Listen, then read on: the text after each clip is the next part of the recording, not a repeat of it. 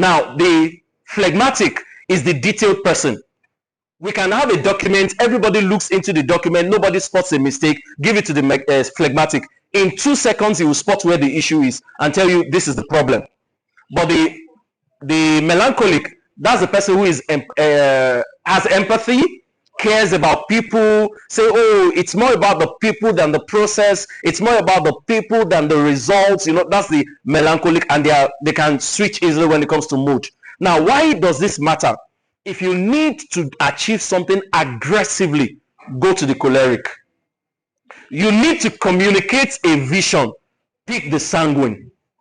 You are trying to create systems and structures. You don't want errors, you don't want mistakes, go to the phlegmatic.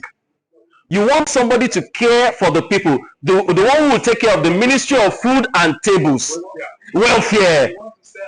Go to the melancholic. Can you see the difference now? So the choleric for what? Goals. The sanguine for what? Communication. The phlegmatic for what? Systems, processes, details. The melancholic for what? Thank you. God bless you.